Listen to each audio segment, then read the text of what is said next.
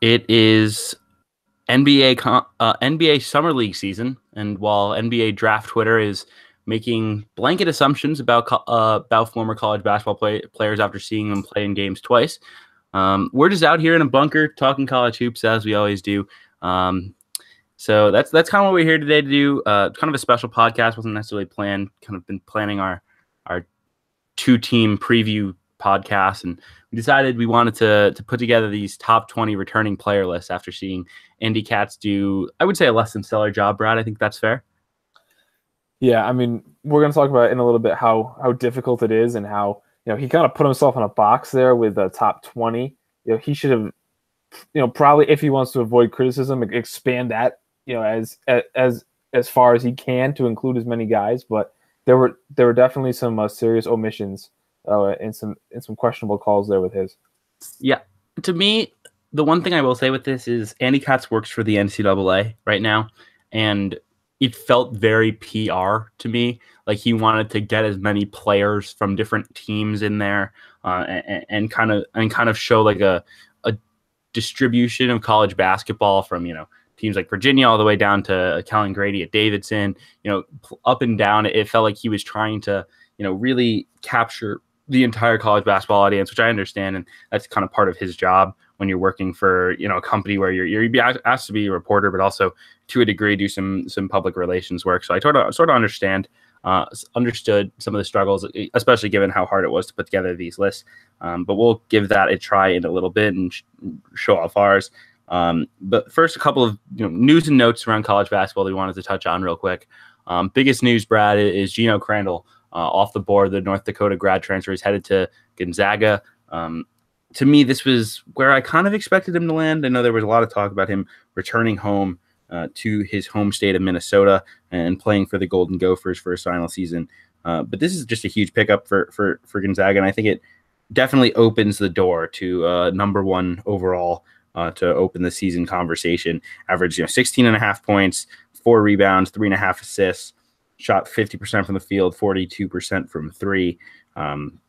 Two steals a game as well, so he's a solid defender. To me, this is just a huge get. I don't know if he starts or comes off the bench, Brad, but it's a massive pickup to add a guy who can shoot and play make this late in the game. Yeah, and I think Gonzaga actually really needed him. I mean, they have Joel Ayayi, who was a pretty highly acclaimed international prospect, but he didn't play much in his first season, and maybe he makes a jump, but adding a veteran guy who can handle the ball, he can create. He has another perimeter option. Just gives Gonzaga a super tight, super strong top 7. In terms of Crandall's recruitment, the big 3 there were Gonzaga, Xavier, and Minnesota. And Minnesota actually, I think, needed him the least. They kind of already got a grad transfer who's not as good, but is going to fill the same role in Brock Stull from UW Milwaukee. And then I think Gonzaga and Xavier needed him just as bad. But Gonzaga is going to be the better team almost definitely this year. So it makes a lot more sense to play that 20-25 minutes a game for a top 5 team as opposed to a top 30 team. Xavier still needs. I mean, they're not going to get it, but they still need one more guy, I think, who can hit shots and who can create some offense. And looking at this Minnesota roster again, I guess that they could have used Crandall, but I mean, Dupree McBrayer is going to play a lot. Amir Coffey is going to play a lot, and they have Washington and Stull. So that's kind of a pretty full backcourt there. It's not super deep, but it is pretty full. And then in terms of Gonzaga as a number 1 team, I still think that Kentucky's head and shoulders above the competition. But I moved Gonzaga into my top 5 from about 7. Could move them up even into the top 3 upon closer inspection, but they're certainly one of the best teams in the country. Yeah, I think the whole play between Minnesota and Gonzaga was also kind of the debate of whether you see Geno Crandall as a point guard. Do you see Isaiah Washington as a point guard at Minnesota? Do you see Josh Perkins as a point guard at Gonzaga? I think both situations called for a backcourt where you really have 2 combo guards who can both create off the bounce for themselves and others. I think the fit is maybe a little more natural at Minnesota, where I think Crandall would have been the starting point guard, and then had Isaiah Washington maybe be that 6-man type where he could come off the bench and score a bunch. It would have been actually fairly similar to the dynamic between Crandall and Quentin Hooker on the North Dakota team that made the NCAA tournament 2 years ago, where Hooker is the undersized, really a 2-guard on paper, where he's a guy who likes the ball in his hands, but definitely more of a scoring guard. And then Crandall, who's a much better passer. That year he averaged 4.4 assists per game on the NCAA tournament team. Crandall, he listed 6'2" on Sports Reference. I've seen him listed at 6'4" other places, which is probably closer to accurate. So he's big enough where he can guard twos. Where him sharing a backcourt maybe with Josh Perkins can work out pretty well, where they both kind of accentuate each other's strengths and weaknesses. It's not like a true point guard addition that I think some people thought Gonzaga would try to make. But it'll take a lot of the pressure off Josh Perkins. So that really does help. And you can never have too many guards who can score the ball, who shoot the ball extremely well, who don't need the ball in their hands all the time, but are also, very capable of having it in their hands. It's a really just solid pickup overall. So it seems like a lot of Minnesota fans are kind of down on Isaiah Washington. It seems like you kind of are as well. So I know he didn't quite. He didn't live up to expectation, even though expectations were probably a little too high. Many, if not most, freshman point guards really struggle, and then look a lot different in a year or two. I never really thought of Crandall starting ahead of Isaiah Washington, but I mean, he certainly had his fair share of struggles, especially with all the injuries that Minnesota had. I guess my other thing is, I don't think we would see Isaiah Washington in the same way that we do if he wasn't Jelly Fam. He was obviously an excellent recruit, but he was the 13th best point guard in his class. Yeah, he was top 75-ish, right? Yeah, he was 62 in the 24/7 composite. So he's a guy that obviously has the upside to be a starting point guard in the Big Ten, but he wasn't some can't miss prospect.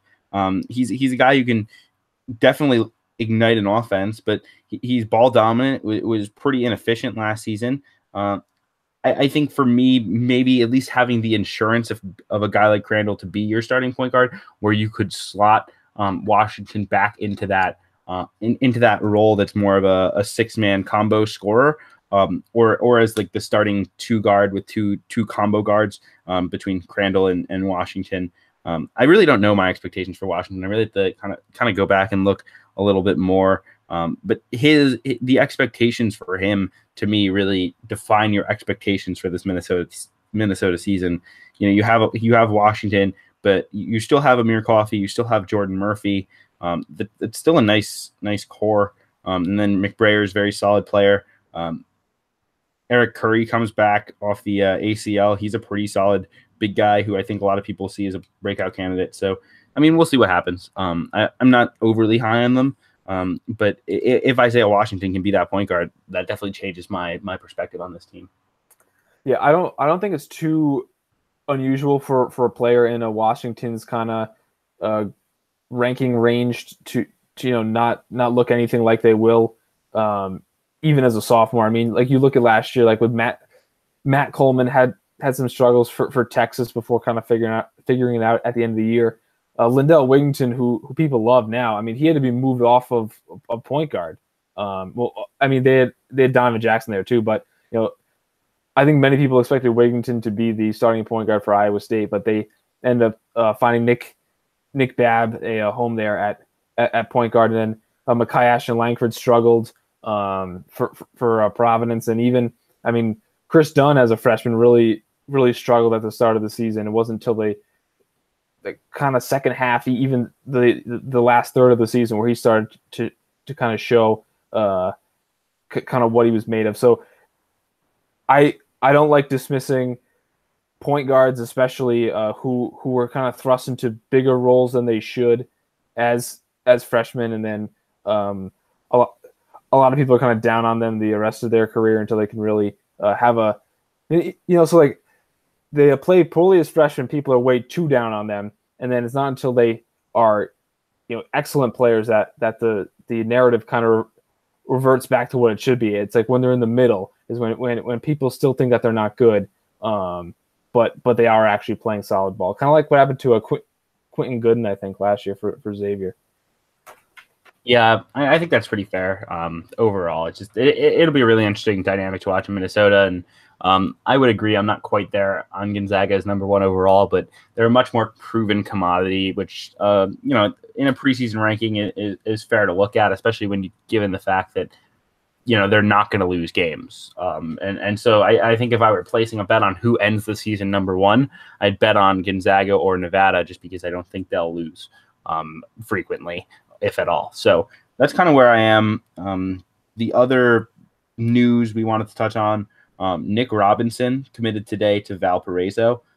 He's a guy who averaged 7 points, 5 rebounds, 2.5 assists, and shot the ball pretty well for St. Joe's, a 6'6" wing. He kind of played 2 through 4. Final 7 games of the season, he averaged 14 points, 7 rebounds, 3 assists, and shot the ball extremely well. Shot 58% from the field in that stretch. To me, this is one of the more sleeper transfers in all of college basketball. A guy who I was looking at maybe being a Northwestern or DePaul, Loyola fit. Instead, he does go to Valpo. Chicago kid originally, and to me, this really signals that Valpo could be a big-time MVC contender in 2019-2020. He'll be eligible. They'll have a few other really key pieces. Javon Freeman, who's one of their top freshmen this year, he'll be a sophomore. They'll have Aaron Gordon from Seton Hall, who kind of I think opinions around college basketball are a bit mixed. They'll have Ryan Fazekas. Brad, I know you're not too high on him, but he's a good shooter, if nothing else, is a 6'8" wing type. And then Bakari Evelyn and Marcus Golder will be seniors that 2019-2020 year. So a lot of potential brewing at Valpo. Kind of one of those weird things where you don't really see, where you can kind of see that year coming, but you still have to wait 1 year where they'll be mid-pack before that year comes.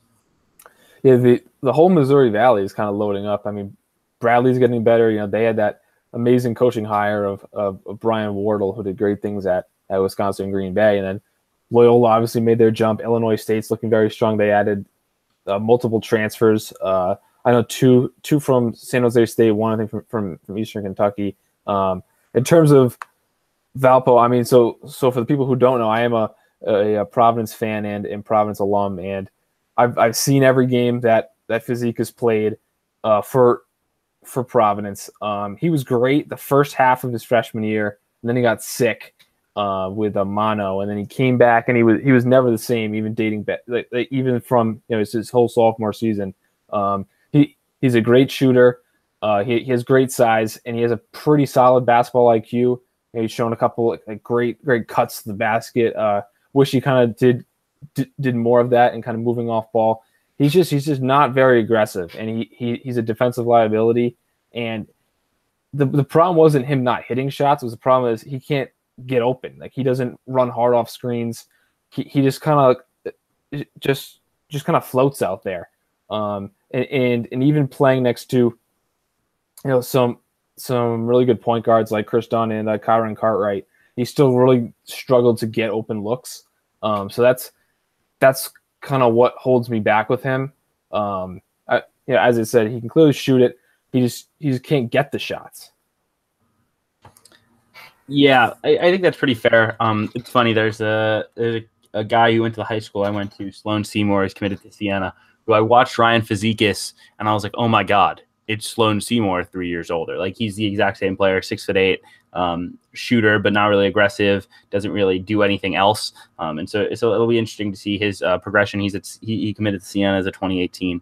But I've never been high on that archetype of player, that 6'8" shooter, where their only skill is shooting, and coaches recruit them simply because, we can teach them the rest. But in action, and if you get them in a college weight room, they'll improve. But in actuality, I don't think that usually works out. But at the same time, I mean, we know Fazekas can shoot the ball at a high level, and if he can be a high level spacer at the 4, and he doesn't even have to really rebound if you play a Josh a Robinson at the 3, who's 6'6" and rebounds the ball extremely well. Marcus Golder's a physical guard who'd be a senior that year who could rebound. So you can kind of mask some of the defensive and rebounding liabilities by playing a 4 like him if you have physical guards who can also stretch the floor a little bit. I mean, I don't think he played a single minute of 4 at Providence. He played a lot of 2 guard. He played a lot so this was what, the 16-17 season. The season started out with the starting lineup of Kyron Cartwright, Fazekas, Jalen Lindsey, Rodney Bullock, and Emmett Holt.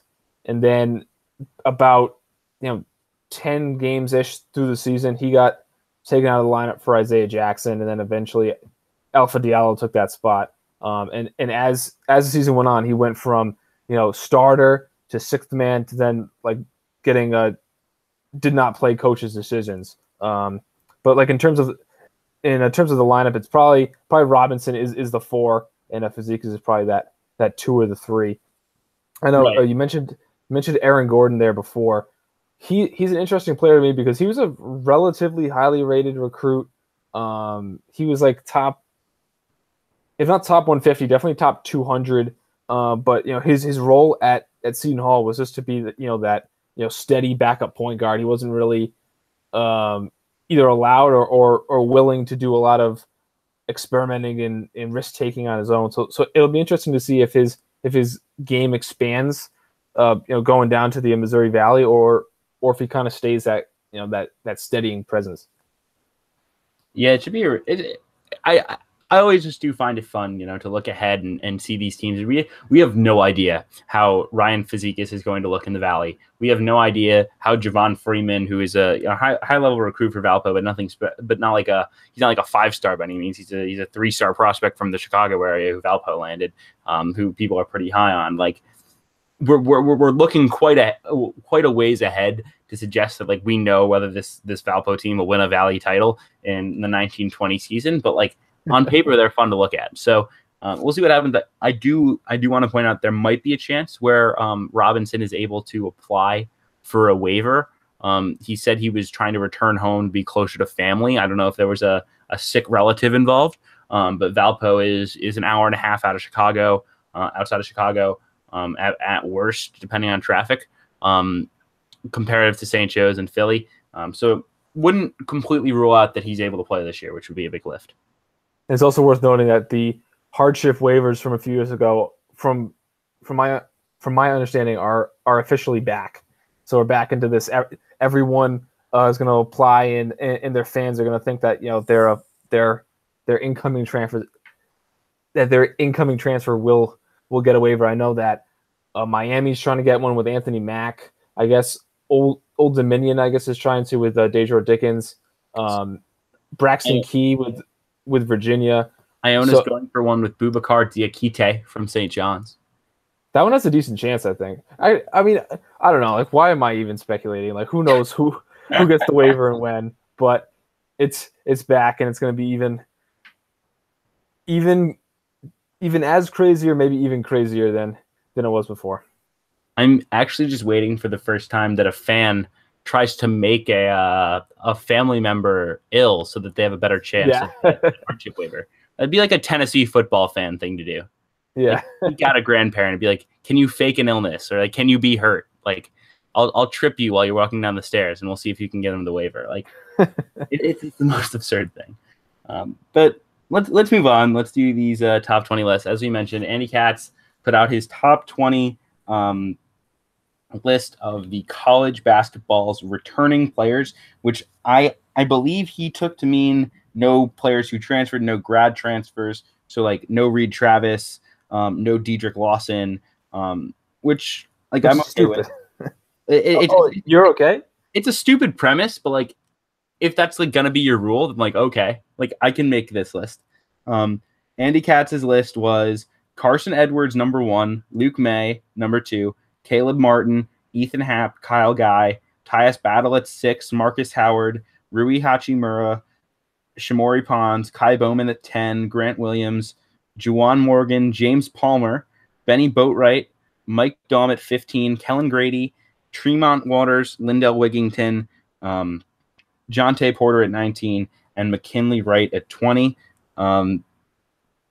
There was a lot of things that I disagreed with on this one. Number one being that Carson Edwards is number one. And my biggest criticism was Kyle Guy at number 5. Kyle Guy was the 5th most important player on that Virginia team last year.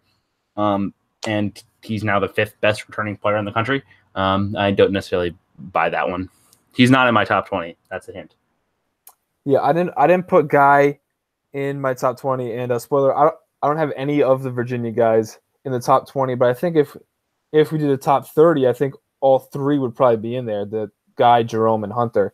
It was just such a tough assignment. The reason why I don't like the no transfers or a grad transfers rule is because the whole reason that you're doing a returning player list is because you don't want to compare the freshmen who've only played against high school players against this, huge step up in competition. But with the transfers, like we've already seen what they can do at the in the case of Reed Travis in the Pac-12, in the case of guys like Dedrick Lawson in the American Conference. So I think that was just, I mean, that could just be like, I don't even know. Like hot take. Andy Katz did this on the orders of the NCAA because the NCAA doesn't like player movement. That's a very good idea. I was thinking maybe he didn't research it, but then even if you researched it, you would still see Reed Travis's stats from Stanford.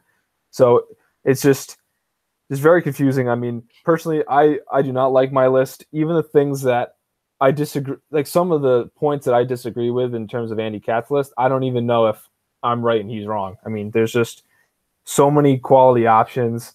Probably 35 to 40 guys I think that you could reasonably put in a top 20. And it also kind of breaks into the philosophy behind it. Whether are you doing it more projecting ahead, more of what people have done in the past, more NBA prospects, more strictly college players? It's like impossible to kind of separate all that, like based on your subjective tastes. Like a little bit of each type of list is going to seek into your own, but we did our best. I'm just not sure mine's anything good. Well, why don't you reveal your top 5? You go top 5, then I'll go top 5, and we can kind of break down our top 5 reasoning. All right. So we're starting from the top. Yeah, let's do it. All right. So number 1, as we talked about 2 podcasts ago, I have Dedrick Lawson number 1. Number 2, Tremont Waters, which I am not very comfortable putting Tremont Waters as the 2nd best returning player. I just thought that there was such a huge lack of high-level talent, especially at the top of this list, where the difference between one, like player number 1 and player like number 26, I don't think is very, very large. I think there are many different ways that you could go at the top of this list. Kind of speaks to how closely tiered these players were. But 1 Dedrick Lawson, 2 Tremont Waters, 3 Luke May, 4 Ethan Happ, and then 5 I went with Sagaba Konate. That's fair. I think I buy all of those. I did not include Lawson because I was working on the Andy Katz assumption. Yeah, so that's fine. I had number 1 Luke May, number 2 Udoka Azubuike, number 3 Cassius Winston, number 4 Grant Williams, and number 5 Ethan Happ. Yeah. So for me, Grant Williams was the hardest guy to rank. I had no idea where to put him. I ended up slotting him at 11, but I think he's definitely better than his numbers indicate. I think he's definitely definitely worthy of being a top 5 returning player, especially projecting ahead. I think he was the SEC Player of the Year this past year too, which kind of speaks to how well he is thought of in the whole landscape of college basketball. Yeah, it's kind of like he's the guy who gets all the attention for Tennessee being really good, and his numbers are very strong, and he's kind of Bonzi Colson light. Yes, I think that's where we're pretty much at, and I don't know if this year he becomes Bonzi Colson, but your opinion of Grant Williams, to me, not yours in particular, but if a person tells me that Grant Williams is not good, or who's Grant Williams, I can tell that person doesn't watch college basketball. Like if you think Grant Williams is slightly overrated, that's fine. But like when I've had people like in my mentions be like Grant Williams is average, and I'll be like, that means you just haven't watched Tennessee. Like he's a very good player. Yeah, I would say he's Tennessee's best player, although I'm very high on Admiral Schofield. I couldn't fit Schofield into this list, and I think Schofield's probably the better NBA prospect. But I mean, between the two of them playing like a small ball 5 and a small ball 4, or even like a traditional 3 and 4, I mean that's a very strong front court. Did you want to reveal who you had 6 through 10 too? Sure. 6 was Carson Edwards. That's where I ended his fall from Andy Katz's list. I really have I don't know what I feel about Carson Edwards, but we can kind of get into that later. 7 was Tremont Waters. 8 was Dean Wade. 9, Kai Bowman, which might be high, and 10, Rui Hachimura. Okay, so my 6 through 10 was 6, Shamori Pons, 7, Chris Wilkes, 8, Carson Edwards, 9, Mike Daum, and 10, Jordan Murphy. Ooh, okay, so I did not have Chris Wilkes or Jordan Murphy make my cut.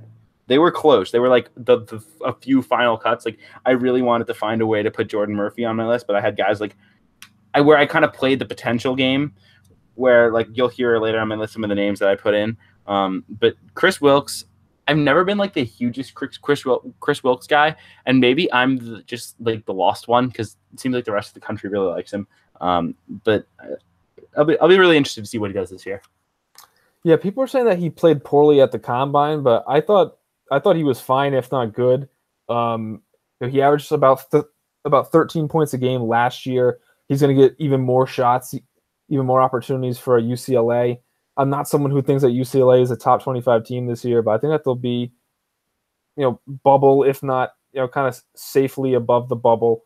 But I mean, he can shoot it, I think, better than his numbers indicate, and he can really get to the rim. He has great size at about 6'7", so he's a very, very talented wing who I think this ranking might be based more on potential for me. And then Carson Edwards, I'm not a Carson Edwards fan by any means. I think he's a little too much of a gunner. He did also kind of struggle at the combine, but he's going to put up huge numbers this year, playing off ball again next to Nojel Eastern, where Edwards can guard ones and Eastern can guard twos. And he could exceed 20 points per game. And then in terms of Jordan Murphy, I've seen Murphy play in person. He's an absolute monster. He can shoot. He's very athletic. He can get to the rim. He's a great rebounder. I think he's someone who most people will not have on their list because of how bad Minnesota was. But that certainly wasn't Murphy's fault. I mean, they lost Reggie Lynch and Amir Coffey, and it kind of derailed their season. But Murphy could easily be the Big Ten Player of the Year, I think, this year. Yeah, I think the in-person bias always comes through, especially for me. Like, I put Cassius Winston at 3, which it seems kind of high, but I was kind of just like, the more I thought about it, the more I was like, he's the best returning point guard in the country. And I mean, I think in no small part is the fact that I saw him in the game against Northwestern when he had 17 points, 9 rebounds, 7 assists, and 2 turnovers, and shot 4 of 6 from 3. But more importantly, just like absolutely willed Michigan State back in that game from being down, I think 27 at one point. It was painstaking to watch, but like, at the same time, it was also just an incredible performance. And then with Jordan Murphy, the game I saw him, Minnesota got blown out by Northwestern when Northwestern wasn't playing good basketball, and Murphy was in foul trouble the entire time. So like in my head, I was like, he's obviously not overrated, but I think it was his worst game of the year. He only played 17 minutes, only had 8 points. It was pretty mediocre in that ball game. Derek Pardon shut him down. So. Maybe that's just my personal biases, but I mean he's a beast. He's a double guy, and I think there's definitely a place for him. I think maybe a little lower than you had, but definitely in the top 20 without a doubt. Yeah, when I saw him, I mean he was totally dominant, totally game changing. That was also when Minnesota had Reggie Lynch too, so that was back when they were rolling, and he was just, I mean he would. Face up at the free throw line, quick rip through and get to the rim. I mean, he was hitting threes. It was just like, no one could stop him. And I mean, he had he had many games like that throughout the season. I do kind of agree that Murphy at 10 might be high. For me, that top 9 was kind of the first cutoff, and then it kind of fell off from there. In terms of 11 through 15, you want to give yours first? Sure. I went 11, Caleb Martin, 12, Juwan Morgan, 13, Quindary Witherspoon, 14, Mike Daum, 15, Sagaba Kanate. And this is where I really just like started to feel very uneasy about my list, because I started being like, well, I got to get this person in. Well, I got to get this person in. And I had way more than 10 guys that I wanted to get in. But this range was really tough because like I thought Quindary Witherspoon deserved a lot of love given his, ability to create shots. Like we know he can be an elite scorer. He wasn't necessarily that last season because he didn't need to be. He had to create more shots for his teammates. But I think with a loaded team, he'll get a lot more buzz. I thought he was deserving of a top 20 spot. Yeah, I think one of the hardest things to do in this list is, it's kind of like your natural inclination to kind of go down the like rankings of teams and be like, all right, this team needs to have somebody, this team should have somebody. But I mean, you just can't make the list like that because there's just way too many players that kind of deserve it under that sort of strategy. So I mean, there were, I mentioned Virginia was a team that's top 7, top 8 in my rankings, yet didn't have a player on here. In terms of my 11 through 15, I had Grant Williams, Jonte Porter, Caleb Martin, Cody Martin, and Reed Travis.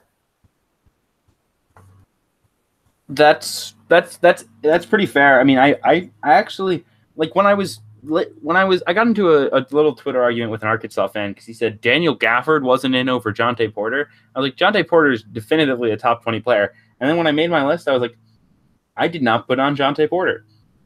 And like, I think he's really good, and I'm really excited to watch him. It's just like when I was making the list at the end of the day, like I decided he was one of my tough cuts. But I mean, he's terrific. The Martins, I think we're pretty deserving.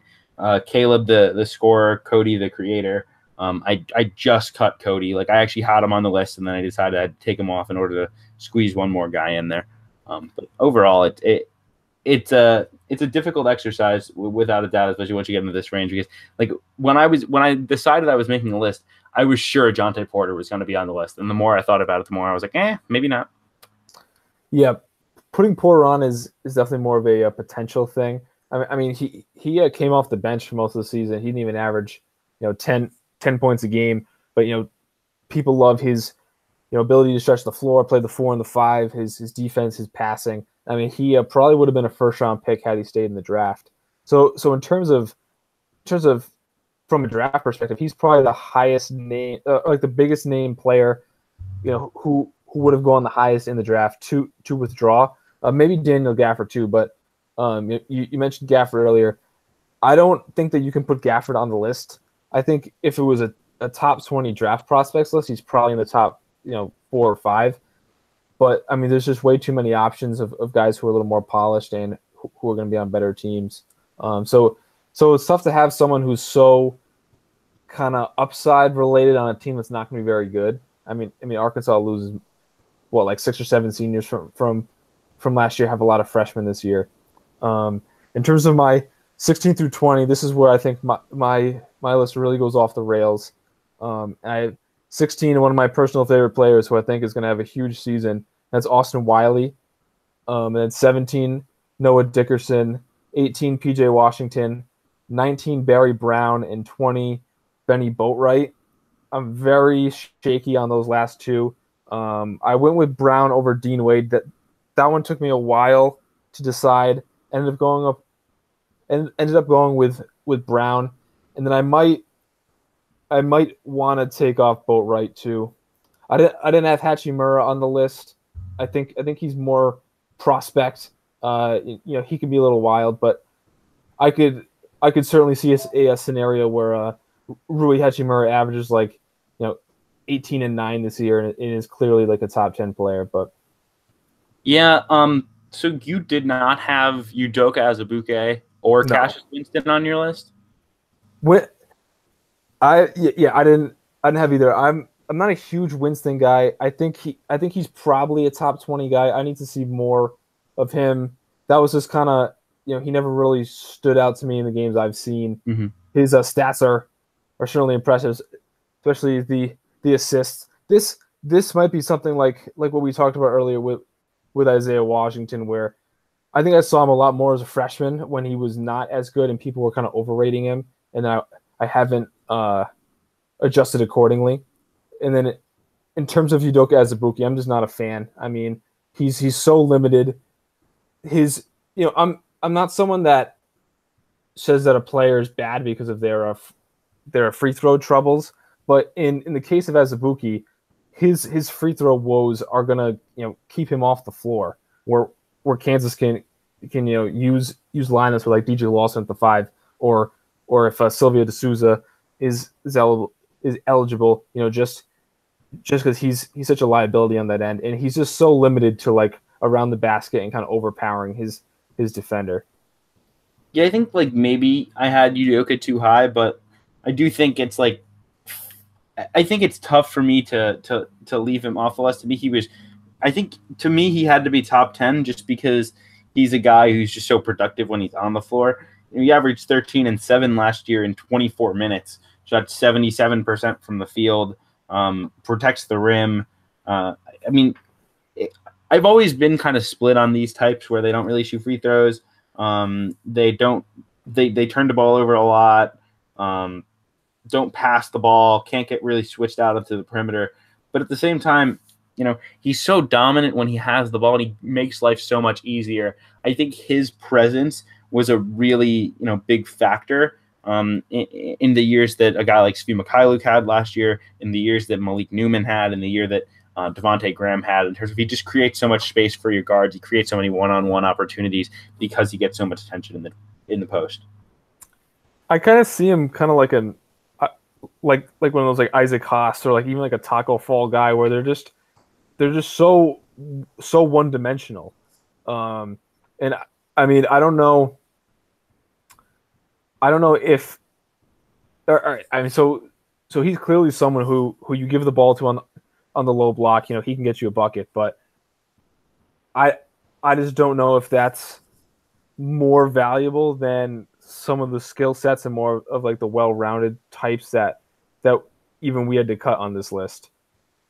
Yeah, and I had this debate last year with, of all things, an Iona fan about Jordan Washington, who, if you all recall, was a big man who was one of the best post scorers I've ever seen at the mid-major level, but like was horrible defensively, was constantly in foul trouble, was kind of a black hole, and someone was showing me on-off numbers that basically said Iona was just as good, if not a little better, when he was off the floor. And to me, I didn't think his impact could be fully valued just by that. But also considering it's kind of the Kyrie Irving factor of how much do you value a guy who can simply get you a bucket in the post. And Isaac Haas became that this year because he's so refined, and Azubuike's pretty much already there. And I think there's a certain value in, I will give you the ball in the post and you will get me a bucket. And he finished 77% of the time, which was, I think, by far the leader in Division I. So that's kind of one of my other kind of thoughts there. Is just I value that bucket getting aspect, I think, a little more than a lot of others do.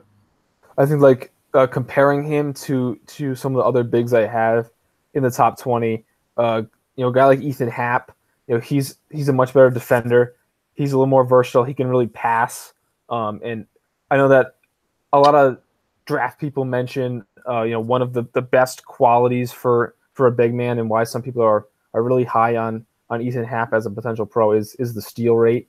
Another guy who I like a lot more than Azubuike is Sagaba Konate.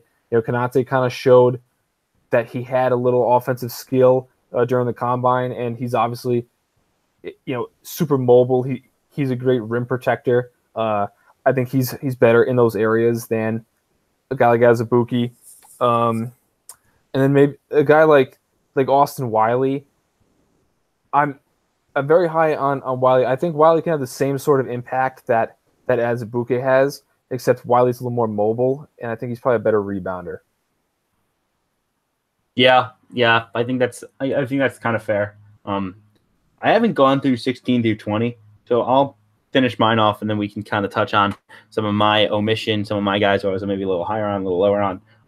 16 was Shamori Pons. That ended his slight slide. Number 17, Marcus Howard. I'm not the biggest Howard guy, but I thought his numbers deserve recognition on a list, especially given that I think they're the second best team in the Big East. Number 18, Eric Paschal.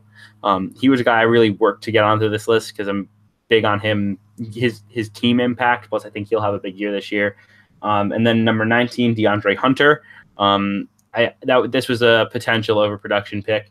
And then number 20, I had to throw a mid-major binky player, and I did so with Ja Morant. I was kind of annoyed by the Murray State fans, and I mentioned yesterday, who told me that they would take Ja Morant over any player on that list. I was like, if you are taking Ja Morant over Luke May, if you are taking Ja Morant over Carson Edwards, you are fairly insane. But I'm a big Ja Morant guy, so I decided to give him a nod at 20 because I think a big year is coming from him.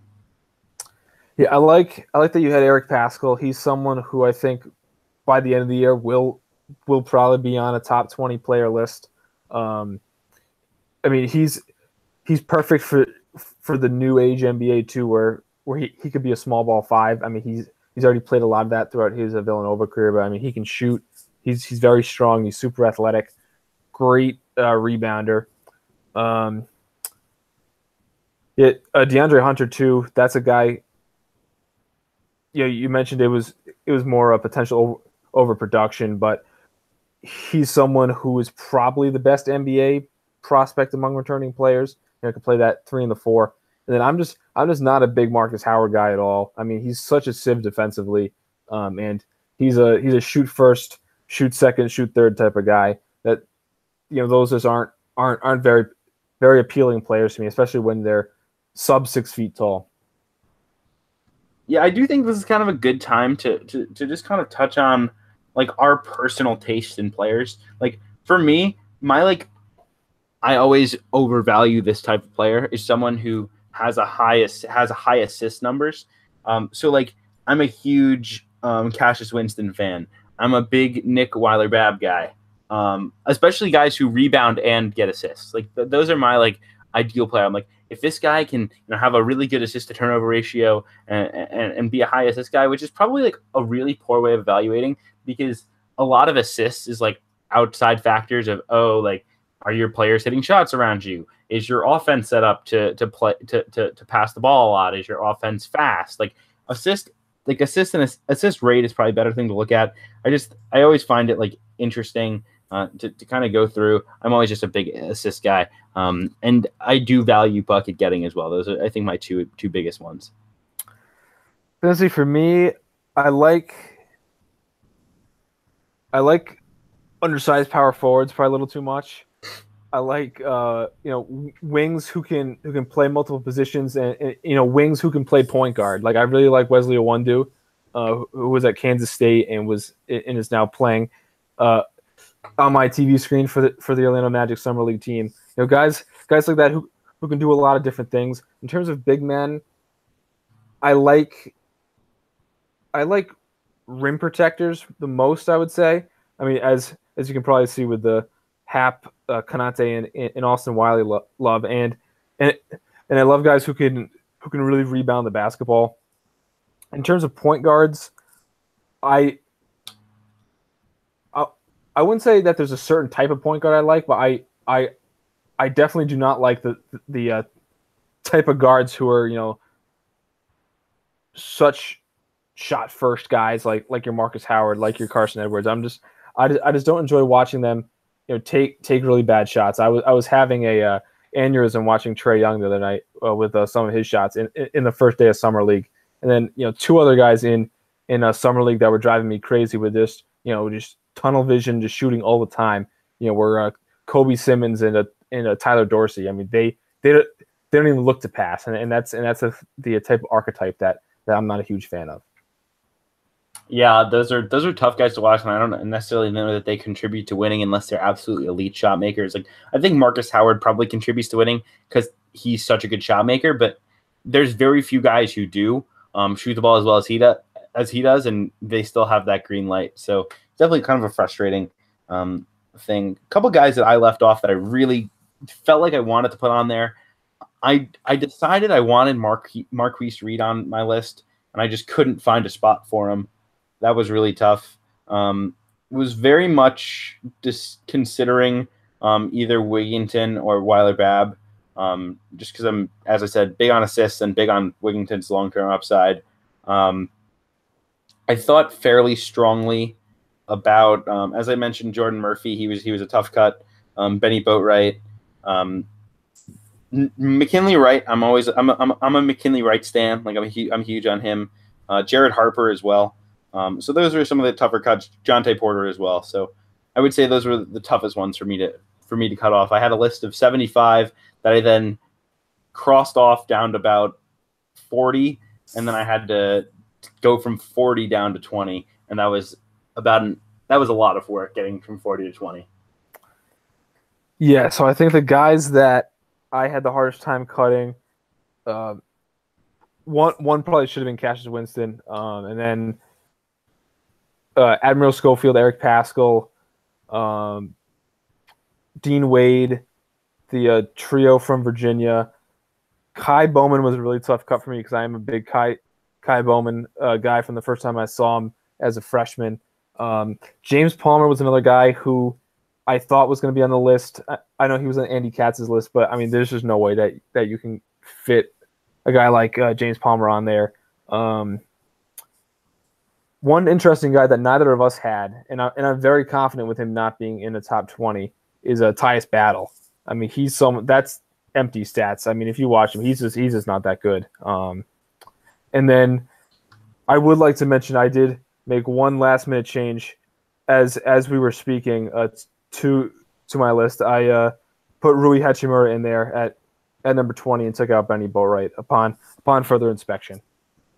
That's fair. I think I'd take Rui over Boatwright, so I agree. I've never kind of bought into the Boatwright stuff. Maybe I just don't watch him quite enough because he has a lot of games on Pac-12 Network, which I don't get. But that's I think he's a little overrated, especially with the injuries. Speaking of Battle, though, I got a tweet today. So I tweeted out the Cassius Winston, the clearly best point guard in college basketball next season, and I think most people either agreed or didn't want to fight me about it. But one guy named Bradley Elliott at Elliott Legend on Twitter said best PG in college basketball ? Please remember to take in consideration both defense and offense. And I was like, so who would you take? And he said Carson Edwards, Tyus Battle, Kyle Guy, Marcus Howard, and Shamori Pons. I was like, Tyus Battle and Kyle Guy are not at all point guards. Neither is Marcus Howard. Marcus Howard is like you could at least say he's a point guard. He's like a shoot first point guard, but he's not a point guard. But I was willing to give you Edwards and Howard as like combo guard point guards. And then Shamori Pons won 16 games last year.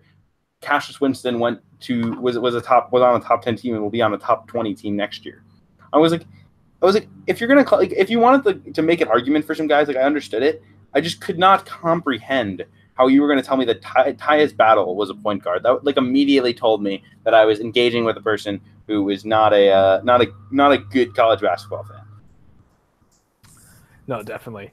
And then one similar experience I had the other day was the Big East SB Nation account. They like tweeted out their like day one summer league recap article, and in the article's headline it was Marcus Foster was perfect from three. And so I watched the game. I know he didn't play, so I thought it was, it's a joke. 0 for 0. He was perfect from three. And then a few hours later, I had to check the box score for something. I don't like checking summer league box scores because like you really need to watch those games like to get a feel of how guys are playing. But I wanted to see if someone got into the game, and I saw that the box score was wrong, and it had Marcus Foster rather had like 12 points or something, and was 3 for 3 from three. So then I knew that they didn't watch this game. They're just going off the box score. So I read the article and they're like, Marcus Foster played great, 12 points, hitting shots. So I tweeted at them and I was like, I hope you know that box score is wrong, right? And they're like, Oh yeah, it was a mistake. Like, darn it, NBA. Like, what? You're blaming the NBA? Like, if you're gonna write an article about the game, you should watch the game. Don't blame the NBA for the wrong box score. Yeah, that's not ideal. That's always a great indicator. Is like when people do box score games. Like I know you talked a lot about like Grimes at the U18s, and like, oh, this guy was actually good, and I was like, you didn't watch him play. That's your like indicator. Like that's like one of my like favorite like tests in college basketball. Is just like compare like, does a person actually know what they're talking about? Is like, do they watch games? And you can usually tell pretty quickly in a chat. Even just on Twitter, if the guy watches games or not, and knows whether a guy's a point guard. Like anyone who watched a Syracuse game last year knows that Tyus Battle is not a point guard. Like I don't like. Did he average? He averaged 2 assists a game. He is nowhere close to a point guard. The worst box score error thing for me. I don't think that anything will ever top the Tony Carr in the combine box score where they had him scoring like 25 points and he like left after 10 minutes with an injury and like didn't even like take a shot. I mean, that was like the most I've ever been triggered on the internet. That was incredible. And then similar to the Tyus Battle as a point guard thing. That was very similar with people with E.C. Matthews, where after his freshman year, people were saying he was an NBA prospect, and they were saying because he was a 6'4" point guard. It's like if you've watched this guy play, he is. I mean, Tyus Battle is more of a point guard than E.C. Matthews. Yeah, no, it's like I think people really want everyone to be a point guard, especially like bigger guards. I think you see that a lot where people, especially with like in recruiting, where like people like 6'6" point guard commits to this place, and then I find like some max prep stats, and they're getting like 1.6 assists per game, and I'm like, yeah, he's a real point guard, guys. Like, I mean, like I understand that like your value increases if you're seen as a passer, but like if you're not a point guard, just say you're a wing. Like 6'6" wings are valuable. and then back to the list for like 1 minute. Like, do you have any guys who you think, you weren't confident enough to put on your list, but you think could really break through and become like a top 20 returning player? I think PJ Washington was a big one for me. Like I really wasn't totally sold that he should be on a preseason list, but especially with Reed Travis, I think it's going to take a lot of his some of his production. Where I think if Reed Travis didn't commit, I would have put him on just on a potential overproduction type of thing. So he was a big one for me. There was a couple guys where there was a couple mid-major stars that like it pained me that I didn't put them on. I didn't put on Jalen Adams from UConn, who I think could be, in position for a really big year under Dan Hurley. Although I will say some of the UConn fans have gotten a little overhyped on like Jalen Adams sucked because of Kevin Ollie, because like Kevin Ollie gave him every chance in the world to be great. Like every shot was his, the ball was always his. Like I don't think Jalen Adams has anything to complain about the Kevin Ollie era, but that's probably a topic for another day. Yeah, a couple guys for me in this kind of vein. Jesse Govan from Georgetown. I thought he was really good last year and was kind of overshadowed by Georgetown being toward the end of the Big East. In the games I saw of Govan, especially the one against Providence, I mean he was dominant. He was dominant, and I have a top 30 players in the Big East article that I'm working on. Just kind of did my rough draft of rankings last night, and I have Govan at number 2. Right behind Shamori Pons and one above Eric Paschal. So I think that's a big year ahead for him. Another guy that I really like is Quentin Rose from Temple. He's someone who people were hyping a lot right before the U19s last year, and he was like controversially cut from the team, I believe. So John Calipari could get some of the guys he was recruiting on there. And then he had a very, very strong year at Temple last year. I mean, Temple at the start of the year, they were absolutely an NCAA tournament team and kind of mysteriously just fell off the face of the earth there in American Conference play. And even before that, they had some questionable losses. But they're a sneaky bubble team this year, and I think Rose could have a really big year as a junior. Yeah, Rose was a guy who he was one of my like. I'm not someone who follows recruiting, but I'm intrigued by him going into a season as like not a top recruit. I had like heard about him kind of anecdotally from his time with the City Rocks. And he's from Rochester, played with City Rocks, went to a really good high school program, Bishop Kearney. And he was a guy who I like kind of hyped up as the season went along last year. Was like, I've been on the Quinn and Rose bandwagon when everyone hyped him up at U19, and then he was big last year, especially early in the year. His first like 5 games of the year, he went for 20, 5-5 to open the year against Old Dominion, then 19, 6-3 against Auburn in that big win. Then had 10 points and 11 rebounds, 4 assists, and 2 steals against Clemson. 21-7 against LaSalle, and then 24 against South Carolina, and then 20 against George Washington, and kind of a gauntlet start to the season. So he was a guy I've been like super high on for quite a while. I think he's going to have a big year. I didn't think he was good enough or Temple was good enough for him to warrant being on this list. But by the end of the year, he's going to be a guy who I think everyone knows his name. Yeah, I watch him a ton at the start of the season because these teams that play the super difficult non-conference strength of schedules, you always find yourself watching those games because it's like in November and December, like you'll get excited between like 2 fringe bubble teams playing on ESPNU, and then when conference play rolls around and like the Big 12 has ranked teams playing each other every night, you kind of lose your kind of widespread viewing. It gets more focused on the relevant teams. But he's definitely someone. And then someone else who's kind of hiding in a plain sight is Taco Fall. We're like you might think that he's like more of a gimmick player, but I mean he is legitimately the key cog on one of the best defenses in the country, if not the best, at Central Florida. So I mean, if Central Florida, I have them winning the AAC and being about like a 9 or a 10 seed. I mean, if they make a push to the top 25 behind a very strong defense, and Taco Fall is patrolling the paint and really protecting the rim, that could be another sleeper there.